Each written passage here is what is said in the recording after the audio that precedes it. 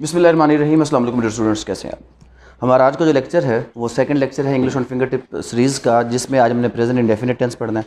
Present indefinite tense no doubt आप लोगों ने बचपन से लेकर अब तक शायद कुछ सैकड़ों बार पढ़ा होगा। आज फिर इसको दोबारा पढ़ने का मकसद, इसमें सिर्फ 2 या 3 वो कॉमन मिस्टेक्स आप लोगों को बतानी है जो बार बार आप लोग रिपीट करते हैं। अगर आप वो 2 या 3 मिस्टेक्स छोड़ दें तो आपका ये टेंस ऑटोमेटिकली ठीक हो जाएगा। और 50% से ज़्यादा जो हमारी जनरल राइटिंग होती है ना, XYZ किसी भी पेपर के अंदर आप लॉ का कोई क्वेश्चन अटैम्प्ट कर रहे हैं या फिर किसी भी सब्जेक्ट में कोई भी क्वेश्चन अटैम्प्ट कर रहे हैं, तो उसके अंदर 50% के करीब जो हमारी राइटिंग होती है वो या तो आपके प्रेजेंट इंडेफिनिट टेंस में होती है या पास्ट इंडेफिनिट टेंस में होती है। ज़्यादातर आपकी जो जनरल राइटिंग है वो इन 2 टेंसेज में होती है। अब इसमें कौन कौन सी ऐसी गलती है जो हम लोग करते हैं, सिर्फ हम गलतियों की तरफ फोकस करेंगे, लेकिन उनकी तरफ जाने से पहले ये सब लोगों को पता है कि इसकी जो उर्दू में निशानी है वो क्या है, वो है ता है, उसके बाद ती है या ता हूँ वगैरह आता है। बेसिकली है क्या, प्रेजेंट इंडेफिनिट टेंस जो है ये है फेल, और फेल के बाद क्या है जनाब, ये हाल, और हाल के साथ अगला लफ्ज़ है मुतलक। प्रेजेंट इंडेफिनिट टेंस फेल, हाल, मुतलक। अब मुतलक का मतलब क्या है? अगर बिल्कुल आसान अल्फाज में मैं आपको बताऊं तो इसका कोई मतलब बनेगा आदत या मामूल। आदत या मामूल का क्या मतलब कि इसमें कुछ ऐसे सेंटेंसेस के बारे में पढ़ना है कि जो कोई बंदा उसकी रूटीन जिससे ज़ाहिर हो, उसका मामूल जिससे ज़ाहिर हो, जिससे उसकी आदत ज़ाहिर हो। अगर मिसाल के तौर पे मैं ये कहता हूँ उसने खाना खाया, तो एक बार खाना खाया। वो खाना खाएगा तो एक बार खाना खाएगा। अगर मैं कहूँ कि वो खाना खाता है तो ये क्या हो गया, उसका मामूल हो गया कि एक काम जो है वो बार बार उसको क्या करता है, रिपीट करता है अपनी आदत के तौर पे। वो स्कूल जाता है, वो खाना खाता है, वो क्रिकेट खेलता है, वो अपना सबक याद करता है। तो आखिर पे ता है, ती है, ता हूँ और ते हैं आता है। अब इसमें कुछ चीज़ें अभी से आप सीख लें, कुछ छोटे छोटे जो फार्मूला है वो इसी टेंस में सीख लेंगे। आगे हम उसको कोशिश करेंगे कि अवॉइड करते जाएँ ताकि टाइम हमारा बचता जाए। सबसे मेन चीज़ जो किसी भी उर्दू से इंग्लिश ट्रांसलेशन के अंदर आती है ना, वो सब्जेक्ट, वर्ब और ऑब्जेक्ट का एक रिलेशन है आपस में। और क्योंकि हमारा बेसिक ऑब्जेक्ट और मकसद क्या है, वो ये है कि हमने चलना है कहाँ से, उर्दू से किसकी तरफ चलना है, हमने इंग्लिश। उर्दू से इंग्लिश की तरफ हमने क्यों चलना है? इसलिए चलना है कि हम कोई भी चीज़ याद करते हैं, समझते हैं, जहन नशीन करते हैं तो किस में करते हैं, उर्दू में। और एग्ज़ाम में जब हम उसको रिप्रोड्यूस करते हैं तो किस में करते हैं, इंग्लिश में करते हैं। अगर इसी सेम मिसाल को वो खाना खाता है, अब 3 इसमें आप चीज़ों को आइडेंटिफाई कर लें। वो डूअर ऑफ द एक्शन है तो ये कौन हो गया, सब्जेक्ट हो गया। खाना क्या हो गया, ये फूड, और ये बेसिकली क्या है, ये आपका ऑब्जेक्ट हो गया। और ता है, खाना खाता है, तो ईट, ईट क्या हो गया, आपका वर्ब हो गया। अब इसमें जो चीज़ मेन आपने देखनी है वो क्या है, अगर मैं इसको एज इट इज़, अगर मैं क्या करूँ, इसको एज इट इज़ इंग्लिश में ट्रांसलेट कर दूँ तो कोई इस तरह की ट्रांसलेशन बनेगी कि ही के लिए क्या आया हमारे पास, ही। खाने के लिए क्या आया, फूड आ गया। और उसके बाद खाता है के लिए क्या आ गया, ईट या ईट्स जो भी है वो आ गया। तो क्या इंग्लिश में हम ऐसे ही लिखते हैं, ही फूड ईट्स? इस तरह तो नहीं होता ना हमारा। तो पहला असूल जो सबसे अहम तरीन है, अगर आप ये छोटी सी चीज़ जहन में रख लें तो आपके ट्रांसलेशन के काफ़ी हद तक मसाइल आसान हो जाएंगे। और वो ये है कि उर्दू और इंग्लिश ट्रांसलेशन में जो पहला स्ट्रक्चरल चेंज आता है वो कुछ इस तरह है कि उर्दू में सब्जेक्ट किस पोजीशन पे होता है, नंबर 1 पे, और ऑब्जेक्ट किस पोजीशन पे होता है, नंबर 2 पे, और वर्ब किस पोजीशन पे होता है, हमेशा नंबर 3 पे। जब हमने ट्रांसलेट करना है उर्दू से इंग्लिश तो पहला मेजर चेंज ये आएगा कि जो सब्जेक्ट है वो कहाँ रहेगा, वो अपनी प्लेस पे रहेगा। सब्जेक्ट कहाँ रहेगा, अपनी प्लेस पे रहेगा। मेन चीज़ ये होगी कि ऑब्जेक्ट और वर्ब ये इंटरचेंज करेंगे अपनी प्लेसेस को। वहाँ पे ऑब्जेक्ट किधर है, दरमियान में, और इंग्लिश में ऑब्जेक्ट कहाँ चला जाएगा, आखिर पे, और वर्ब कहाँ पे आ जाएगा, दरमियान, आखिर पे, फुल स्टॉप। ये पहला जो चेंज, पहला जो प्रिंसिपल उर्दू से इंग्लिश ट्रांसलेशन करते वक्त कि उर्दू के हर फ़िक्रे के अंदर जो फेल है वो सबसे आखिर पे, वर्ब सबसे आखिर पे होता है, ऑब्जेक्ट फ़िक्रे के दरमियान में होता है। लेकिन जब हम इंग्लिश में ट्रांसलेशन करते हैं तो वर्ब और ऑब्जेक्ट अपनी जगह को आपस में क्या कर लेंगे, चेंज कर लेंगे। जो दरमियान में ऑब्जेक्ट है वो कहाँ चला जाएगा, लास्ट पे, और जो वर्ब लास्ट पे था वो कहाँ पे आ जाएगा, वो आ जाएगा आपका दरमियान में। तो पहला चेंज तो हो गया ये। अभी फ़िलहाल इस टेंस के लिए तीन चीज़ों का हमें पता होना चाहिए। वो क्या है, सब्जेक्ट, वर्ब और ऑब्जेक्ट, और इनकी एक्चुअल प्लेसेस। तो इस प्रिंसिपल के साथ जब हम चलें तो अब यहाँ पर हमने इसलिए लिखा सब्जेक्ट, वर्ब और क्या लिखा, ऑब्जेक्ट लिखा। अब मिसाल यही ले लेते हैं कि जी वो खाना खाता है, इसको हमने ट्रांसलेट करना है। अब कल वाले लेक्चर को ज़रा रिवाइज़ करें। कल हमने क्या किया था, सब्जेक्ट के कितने हिस्से बनाए थे, कितने ग्रुप बनाए थे, 2। एक सब्जेक्ट का हमने बनाया था ग्रुप 1 और एक बनाया था ग्रुप 2। अब सिर्फ यहाँ पे आपकी आसानी के लिए मैं लिख दूँ कि ही, शी और इट वगैरह सारे किस में आएंगे, ग्रुप 1। और उसके बाद बाकी जो हमारे सब्जेक्ट्स थे, ख़ास तौर पर दे, वी, और यहाँ पर यू की भी बात करें और आई की भी बात करें तो किस में आएगा, ग्रुप 2 में आएगा। तो ग्रुप 1 और ग्रुप 2 के हिसाब से क्या होगा कि अगर ग्रुप 1 का कोई भी सब्जेक्ट होगा तो वर्ब की जो फर्स्ट फॉर्म है उसके साथ प्लस क्या होगा, एस या ईएस। और अगर ग्रुप 2 है तो इसमें सिर्फ और सिर्फ क्या लगेगी, वर्ब की फर्स्ट फॉर्म लगेगी। और ऑब्जेक्ट के लिए हम हमेशा कहते हैं कि एज इट इज़, जैसा है वैसे का वैसा। क्या मतलब हुआ, अब पोजीशन को भी हमने चेंज कर लिया, इसके मुताबिक चले तो वो के लिए क्या हो गया, ही। तो अब ही किस ग्रुप में है, 1 में है या 2 में है, 1 में। तो फिर ये ईट आएगा, ये ईट्स आएगा, ही ईट्स क्या, ही ईट्स फूड। और अगर ऑन द अदर साइड यहाँ पे होता आई या होता यू या होता वी तो फिर क्या हो जाता, ईट्स की जगह ईट और फूड। पहली गलती ये फुल स्टॉप, ये ना छोड़ने वाली गलती है कि जो आप सेंटेंस के आखिर पे अगर फुल स्टॉप नहीं लगाते तो अच्छे लेवल पे जब भी कोई बंदा इस बेसिक गलती को देखता है तो वो ज़रूर इसको क्रॉस करता है कि जनाब आपने फुल स्टॉप क्यों नहीं लगाया। तो फुल स्टॉप अगर यहाँ पे प्रैक्टिस में आप नहीं लगाएंगे तो फुल स्टॉप ना लगाने का मतलब क्या है कि आपका सेंटेंस क्या होगा, गलत तस्वर होगा, उसमें कोई मार्जिन आपको नहीं मिलेगा, नंबर 1। अच्छा, नंबर 2, इसमें जो सबसे बड़ी गलती होती है, बेसिक जो इस टेंस की मैंने आपको गलतियाँ बतानी हैं जो आप बार बार रिपीट करते हैं, और वो गलती क्या है, वो गलती ये है कि जब हम इसी सेम टेंस को नेगेटिव की तरफ लेकर जाते हैं तो नेगेटिव में हमारी पहली गलती होती है। और वो पहली गलती बहुत जो कॉमन गलती है वो कौन सी है, वो ये है जनाब कि जब हम इसको नेगेटिव बनाएंगे तो सबसे पहले तो हमारा जो रिलेशन है वही सेम, सबसे पहले क्या हुआ, सब्जेक्ट, उसके बाद क्या हुआ, वर्ब, और उसके बाद आखिर पे क्या है, ऑब्जेक्ट। ये अपनी प्लेसेस यहाँ पर चेंज नहीं करेंगे, सब्जेक्ट, वर्ब और ऑब्जेक्ट, ये इनका लिंक ऐसे का ऐसा रहेगा। अब सब्जेक्ट हमारा कहाँ से आया, अगर आया G1 से तो यहाँ पे इजाफा होगा किसका, डज नॉट का। और अगर आया ग्रुप 2 से तो यहाँ पर इजाफा होगा डू नॉट का।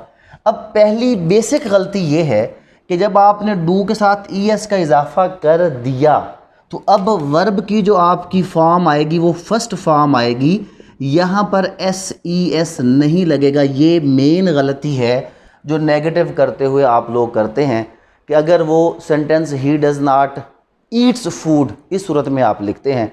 बहुत से लोग ये कॉमन मिस्टेक रिपीट करते हैं कि जब प्रेजेंट इंडेफिनिट टेंस में नेगेटिव बनाते हैं तो उसमें क्या करते हैं आप, डज़ नॉट जब लग गया तो डू के साथ ES ऑलरेडी लग चुका है।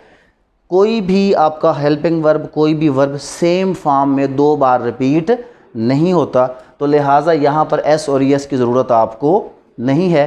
तो आगे इसका ऑब्जेक्ट जो हमने पहले कहा क्या है, as it is, as it is. तो क्या हो जाएगा, अगर वो ही के साथ है तो ही डज़ नॉट ईट फूड, अगर दे के साथ है तो they do not eat food. और उससे बड़ी गलती जो बहुत कॉमन आप लोग करते हैं वो इसको इंटेरोगेटिव बनाते वक्त करते हैं।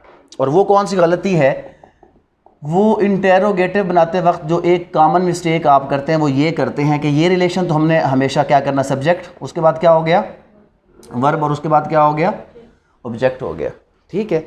लेकिन अब यहाँ पर आपने जब प्रैक्टिस में भी लिखना है तो इसको सब्जेक्ट के S को कैपिटल लिखने की बजाय आप क्या लिखें, स्मॉल। स्मॉल क्यों लिखा, क्योंकि जब हम इसको इंटेरोगेटिव बनाते हैं तो इसके स्टार्ट में या तो इस्तेमाल होता है डज़ का और या इस्तेमाल किसका होता है, डू का।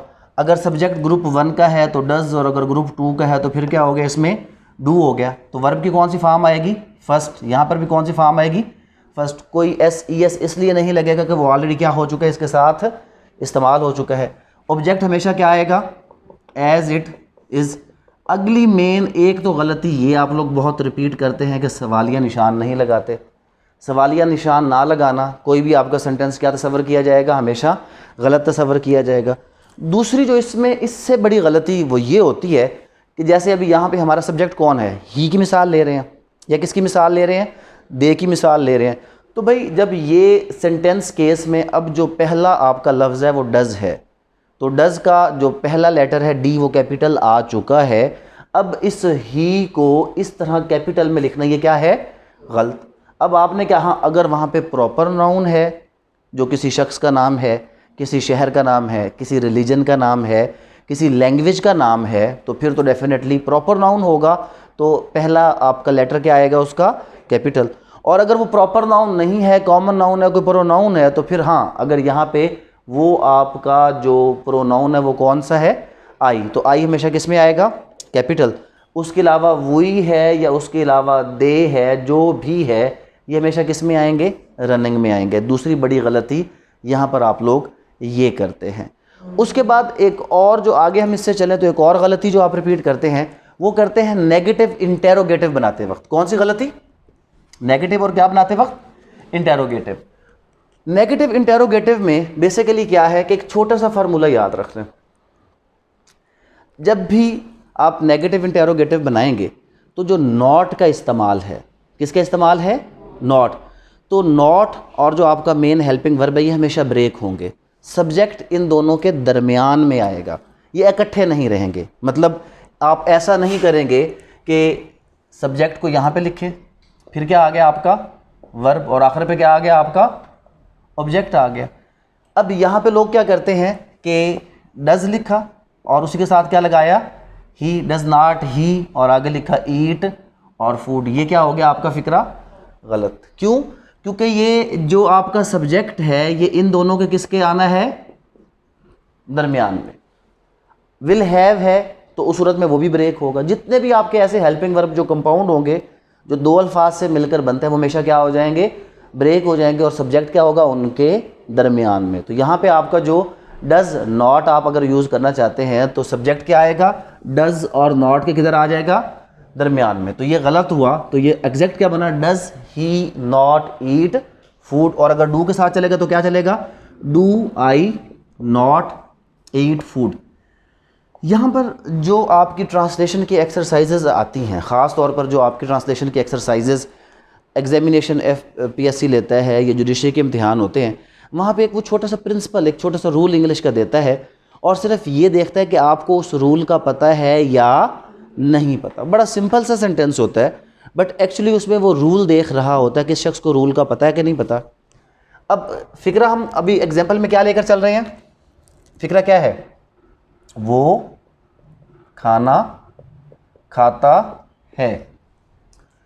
और अगर इसकी उर्दू वो इस तरह दे, वो यकीनन खाना खाता है, तो मैक्सिमम लोग इसको गलत लिखते हैं। इसका जो प्रिंसिपल अक्सर लोगों को पता नहीं होता, वो इसमें कोई ना कोई एक ऐसा श्योर का लफ्ज़ या कोई ऑब्वियसली या कोई इस तरह की चीज़ ऐड करते हैं, प्रिंसिपल की तरफ नहीं जाते। इसका एक सिंपल सा प्रिंसिपल है कि जब भी आपने प्रेजेंट इंडेफिनिट टेंस में ताकीद करनी हो किसी चीज़ को, यकीनी बनाना हो कि ये काम ज़रूर, वो खाना ज़रूर खाता है या वो यकीनन खाना खाता है, तो इसमें बेसिकली क्या होगा कि जो हमारा वर्ब यहाँ पे होगा ना, वैसे आमतौर पर मुझे ये बताएं कि क्या हम सिंपल जो इसका स्टेटस है सिंपल सेंटेंस का, क्या उसमें डू और डज इस्तेमाल करते? हमने क्या बनाया था, ही ईट्स फूड, और यहाँ पे क्या बनाया, ऐसे ही बनाया ना। जब आप इसको ताकीद में लेकर जाएंगे और यकीनन की सेंस में लेकर जाएंगे तो ये बनेगा ही, और आगे क्या लग जाएगा, डज। और अगली गलती नहीं करनी, डज में ईएस आ गया तो यहाँ पे ईएस आपका क्या हो जाएगा, ख़त्म। ही डज ईट फूड, तो क्या मतलब हो गया, मैं या वो यकीनन खाना खाता है। अक्सर यहाँ पे हम बच्चों को जब देते हैं तो वो इस तरह करके फ़िक्रे लिख कर आते हैं जहाँ पर कोई ताकीद की ज़रूरत नहीं होती, लेकिन वो क्या लिख कर आ जाते हैं, आई डू ईट फूड। अब आई डू ईट फूड और आई ईट फूड में क्या है कि आई ईट फूड तो मैं खाना खाता हूँ, आई डू ईट फूड तो मैं यकीनन खाना खाता हूँ। तो ये डू और डज़ का इस्तेमाल अगर प्रेजेंट इंडेफिनिट टेंस में हम करें वर्ब की फर्स्ट फॉर्म से पहले, जनरली हम आम फिक्रे में इस्तेमाल नहीं करते, सिर्फ कहाँ पे करते हैं, जहाँ पे हमने क्या करना हो, ताकीद करनी हो वहाँ पे। और कुछ होते हैं डबल इंटेरोगेटिव। कौन से होते हैं, डबल, WH वाले, जहाँ पे कोई क्यों वगैरह साथ लग जाता है, तो वो क्या होते हैं, डबल इंटेरोगेटिव। तो डबल इंटेरोगेटिव में क्या होगा कि वो खाना क्यों खाता है, वो खाना क्यों खाता है, तो उसके साथ क्या लग जाएगा, why does he eat food हो जाएगा। इसमें एक छोटी सी गलती आती है और वो ये है कि अगर ये कौन खाना खाता है आ जाए, सेंटेंस क्या है, कौन खाना खाता है, इसका आप लोगों में इसको बना सकता है, कौन खाना खाता है, कौन खाना खाता है। तो कौन के लिए क्या है, कौन के लिए क्या होगा, हु। इसके अलावा कोई और हमारे पास यहाँ पे सब्जेक्ट नहीं है, तो यहाँ पे इसकी ट्रांसलेशन बनेगी हु ईट्स फूड। यहाँ पे डज वगैरह नहीं लगेगा, तो यहाँ पे क्या होगा, हु ईट्स फूड। लेकिन ये मेरे ख्याल में जितनी चीज़ें मैंने आपको बताई हैं तकरीबन सब की सब चीज़ें आपको आती होंगी। शायद कुछ लोगों को अगर नहीं पता होगा तो ये डू और डज़ का इस्तेमाल जो बिल्कुल बेसिक वाले लोग हैं उनको पता नहीं होगा, बाकी सब कुछ आता। तो फिर हम सही क्यों नहीं कर सकते, उसका रीज़न ये है कि हम इसकी प्रैक्टिस नहीं करते। तो ये आएंगी चीज़ें कैसे, प्रैक्टिस से आएंगी। तो आपको मैं इसकी एक प्रैक्टिस की एक्सरसाइज दे रहा हूँ। तो 15 मिनट सब लोगों के पास टाइम है, ऑनलाइन वाले लोगों के पास भी और आप लोगों के पास भी। 15 मिनट के अंदर अंदर आप ये एक्सरसाइज को क्या करेंगे, अभी हल करेंगे। और 15 मिनट में हल ना करने का मतलब है कि आपको आता भी है तो आपको बिल्कुल ये चीज़ नहीं आती। विदिन 15 मिनट्स आप इसको अटैम्प्ट करें और अटैम्प्ट करके मुझे जल्दी से बताएं। जो ऑनलाइन वाले लोग हैं मैं उनके साथ डिस्क्रिप्शन में शेयर कर दूंगा, वो वहाँ पे जब इस तरह की कुछ चीज़ ऑनलाइन लोगों को बताई जाती है तो आप उसको डिस्क्रिप्शन में और साथ साथ उसको हल किया करें आप लोग। अच्छा जी, पहला कौन सा है, वो मेरी बात नहीं सुनता। He does not listen to me. Listen और हेयर में फ़र्क है, जिसने हेयर लिखा है वो गलत है। हेयर होता है किसी चीज़ को बाय द वे सुनना, जैसे इस वक्त आप फ़ैन की आवाज़ को हेयर कर रहे हैं और मेरी आवाज़ को आप गौर से सुन रहे हैं। तो जब भी आप डायरेक्ट किसी के साथ इस तरह की बात करेंगे तो उसमें लिसनिंग का लफ्ज़ होगा, listen to. He does not listen to me. क्या हम अपना फ़र्ज़ अदा करते हैं, सब्जेक्ट क्या हो गया, जमा हो गया, तो do we. Do our duty भी ठीक है, परफॉर्म अवर ड्यूटी भी ठीक है, कंप्लीट का लफ्ज़ यहाँ पे नहीं आएगा। परफॉर्म फुलफिल भी ठीक है, ओबे का बात नहीं बनेगी, ओबे का लफ्ज़ नहीं आएगा। परफॉर्म होगा, डू होगा, फुलफिल होगा। अगर अवर ओब्लिगेशन भी ठीक है, अवर ओब्लिगेशन ठीक है, अवर ड्यूटी ठीक है, अवर रिस्पॉन्सिबिलिटी बनता नहीं लेकिन ठीक कर दें। Do we perform our responsibility भी किसी ने लिखा है तो वो ठीक कर दें, लेकिन सबसे बेस्ट इसका क्या है कि do we perform our duty. क्या बच्चा अंगूठा चूसता है, डज चाइल्ड सकल, SUCKLE, सकल होता है अंगूठा चूसना।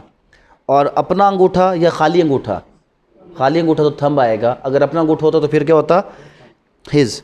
तो यहाँ पे अपना नहीं है और साथ फुल उसका क्वेश्चन मार्क, अगर क्वेश्चन मार्क नहीं लगा तो फिर भी फिक्रा क्या हो जाएगा आपका, गलत जी, सक गलत, सकल। स्पेलिंग मिस्टेक तो गलत। चाइल्ड CHILD, चाइल्ड का सी छोटा होगा, किसी ने बड़ा लिखा तो गलत। चिल्ड्रन किसी ने लिखा तो वो भी गलत। बच्चा सिर्फ दूध पर गुजारा करता है, यहाँ पे बच्चा ख़ास है। चाइल्ड भी ठीक है, वैसे आना दी चाइल्ड चाहिए। और सर्वाइव्स ओनली ऑन मिल्क, गुजारा करता है। अगर किसी ने लिव्स ओनली ऑन मिल्क लिखा है तो भी ठीक है, नहीं स्पेंड की बात, लिव्स। या अगर किसी ने लिखा है सर्वाइव, बेहतर तो सर्वाइव है वैसे, लेकिन डिपेंड्स भी ठीक है। अगर डिपेंड्स किसी ने लिखा है तो भी ठीक है, लेकिन डिपेंड्स ऑन किसी ने लिखा है तो ठीक है।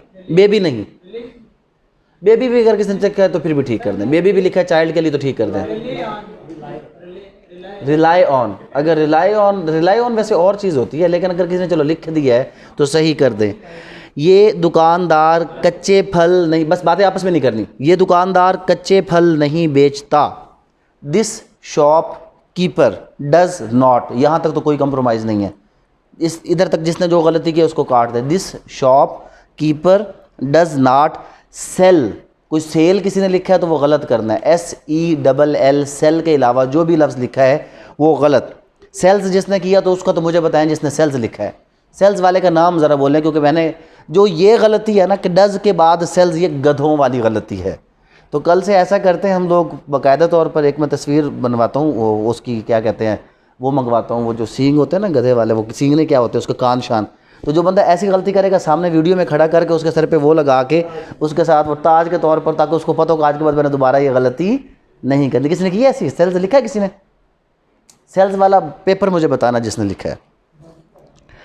अच्छा जनाब, उसके बाद क्या हो गया, आगे क्या है? कच्चे फल, अनराइप फ्रूट भी ठीक है, रॉ फ्रूट, दोनों लफ्ज़ ठीक हैं। वैसे बेहतर अनराइप है, लेकिन अगर रॉ फ्रूट लिखा है तो वो भी ठीक है, दोनों लफ्ज़ ठीक हैं। ये मुर्गी अंडे नहीं देती है। This hen does not lay eggs, जिसने एग लिखा तो वो भी गलत, एग्स। क्या सितारे आसमान पर टिमटमाते हैं? Do the stars twinkle in the sky, अगर किसी ने ऑन लिखा तो गलत, twinkle in the sky. Shine भी ठीक कर दे, वैसे ट्विंकल लफ्ज़ होता है टिमटिमाना, शाइन चमकना होता है, ये टिमटिमाना होता है, लेकिन शाइन ठीक कर दें। तुम शाम के वक्त क्यों रोते हो? वाई डू यू वीप सही है, किसी ने किराया लिखा तो वो भी ठीक कर लें। और इन द इवनिंग, इवनिंग के लिए हमेशा कौन सी प्रपोजिशन लगती है? इन। तो अगर ना एट नाइट होता है और इवनिंग इन होता है, in the morning, in the evening. साथ साथ ये चीज़ें जहन में रखें ताकि नेक्स्ट टाइम के लिए गलतियाँ ना हों, प्रपोजिशंस भी क्लियर करते जाएं। In the evening, in the morning, नहीं वो हमने शाम लिखा तो फिर वो गलत कर दें। उस्ताद बच्चों को सज़ा क्यों देते हैं? Double interrogative. Why do teachers, why do teachers punish children, students जिसने लिखा है वो गलत करना है, क्योंकि तुलबा को सज़ा नहीं दे रहा। उस्ताद किसको सज़ा दे रहा है? बच्चों को सज़ा दे रहा है। तो ये बेसिक सिर्फ इसलिए दिया था कि जिसने स्टूडेंट लिखा होगा, तुलबा और चिल्ड्रन दोनों में फ़र्क है। यहाँ पे बच्चों की बात हो रही है तो यहाँ पे क्या हो सकता है? चिल्ड्रन होगा। अगर किसी ने चिल्ड्रंस लिखा है तो वो भी क्या है? गलत है, क्योंकि चाइल्ड की जमा क्या होती है? चिल्ड्रन। आगे जनाब, व्हेन डज माली वाटर द प्लांट्स, माली पौधों को पानी कब देता है? उर्दू में भी जिसने सवालिया निशान नहीं लगाया फिक्र गलत कर देना, गलत। How much do you spend on your clothes, तुम अपने कपड़ों पर कितना खर्च करते हो? Why do you walk bear foot on the grass, सवालिया निशान जिसने नहीं लगाया गलत करते जाएं, ये उसका काम था कि उसको सवालिया निशान लगाना जाए। तुम घास पर नंगे पाँव क्यों चलते हो? और जिसने हो हूँ की गलती की है उसके ऊपर दायरा भी लगाना है। उसके बाद how does the patient drink cold water, मरीज़ ठंडा पानी कैसे पीता है? ते है तो बिल्कुल गलत, क्योंकि डज के साथ क्या आएगा? ता है। When do you go to study, तुम पढ़ने कब जाते हो? तुम कब पढ़ते हो भी ठीक कर दो, तुम कब मुतालिया करते हो वो भी ठीक कर दो। वेयर डज दिस रोड गो, ये सड़क कहाँ जाती है? वैसे बेहतर होता है कहाँ को जाती है, किस तरफ जाती है, अगर किसने लिखा वो भी ठीक कर दें, ये रास्ता भी ठीक कर दें। रोड वाली बात तो गलत है, रोड तो रोड है, रास्ता सड़क जो दोनों लफ्ज़ है। Why don't you close the shop every Friday, तुम हर जुमा को दुकान बंद क्यों नहीं करते?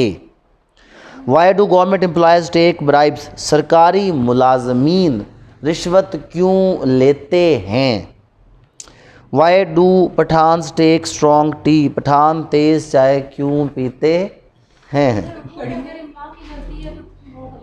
गलत गलत गलत, कोई इस लेवल पे कोई कंप्रोमाइज़ नहीं। आगे चलें जनाब। तंदुरुस्ती हज़ार नेमत है, health is wealth, health is wealth. लेकिन आदमी जब तंदुरुस्त रहता है अपनी सेहत की कदर नहीं करता। एज़ लॉन्ग एज़, यहाँ पर आप इस इडियम का इस्तेमाल करेंगे, एज़ लॉन्ग एज़। लेकिन अगर किसी ने बट से शुरू कर दिया, बट से वैसे फ़िक्रा, बट बेसिकली क्या है, एक कंजंक्शन है जो दो सेंटेंसेस को मिलाने के लिए यूज़ होती है। अगर आप इससे फ़िक्रा शुरू करते हो तो एक बहुत ऑड माने देता है। तो अगर किसी ने कर दिया तो गुजारा कर लो, बट लफ्ज़ है एज़ लॉन्ग एज़। क्या है जनाब, एक आदमी क्या रहता है, तंदुरुस्त रहता है। A man remains healthy, as long as a man remains healthy, वो अपनी सेहत की कदर नहीं करता। He does not realise the importance of his health, the value of his health. जो ही बीमार पड़ता है, as he falls ill, gets ill किसी ने लिख दिया तो ठीक है, लेकिन बिकम्स इल भी ठीक है, बट एक्चुअल है फॉल्स इल। नहीं, सिक्स तो नहीं बनता ना। तो उसे सेहत की कदर मालूम हो जाती है। As he falls ill, comma, इसमें दो चीज़ें हैं, कॉमा के साथ भी लिख सकते हैं, देन के साथ भी लिख सकते हैं। आप कॉमा के साथ फिर देन नहीं लगाएंगे, अगर कॉमा है तो देन है, दोनों चीज़ें तो फिर गलत करते हैं, या कॉमा या then. The importance of health is known to him, or he knows the importance of health, he comes to know the importance of health, वो भी ठीक है। He becomes aware of the importance of health, वो भी ठीक है।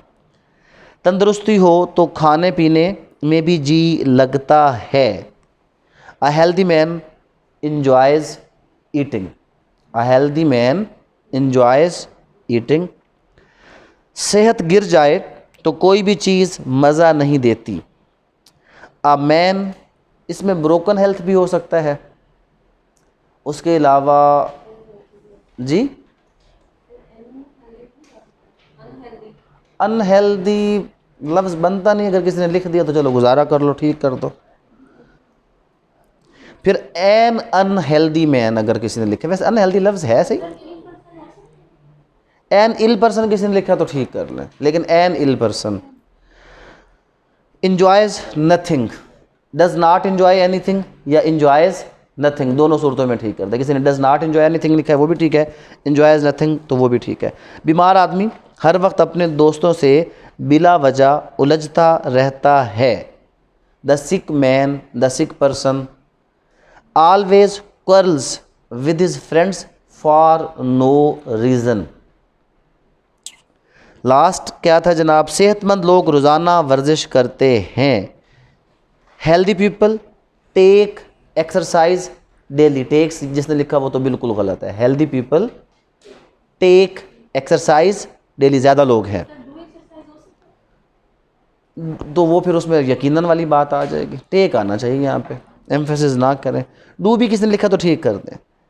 आखिरी फ़िक्रा था जनाब, वर्जिश हमें एक अच्छी ज़िंदगी गुजारने में मदद देती है। एक्सरसाइज हेल्प्स, यहाँ पे किसी ने हेल्प लिखा तो गलत। Exercise helps us to live a good life, to lead a good life, balance life, healthy life, सब अल्फाज ठीक हैं। अब अपनी अपनी गलती इसके ऊपर, जो जिसने गलती की है, और ये जो आगे वाले लास्ट जो आपको पैराग्राफ है, जिसकी कोई किसी भी किस्म की गलती, नंबर काट लेना उसका। ये पैराग्राफ लास्ट वाला 10 नंबर का, जिसकी जितनी गलती हैं उतने नंबर काट के उसके नंबर लगा दें। और शुरू वाले जो फ़िक्रे आपने देखे हैं वो कितने कितने हैं, वो जो ये बच्चा अंगूठा वो 2 बार है तो दोनों बार सही या गलत, जिसका दोनों बार सही गलत करके उसके नंबर लगाएं, और जल्दी से नंबर लगा के इसके मुझे दे दें।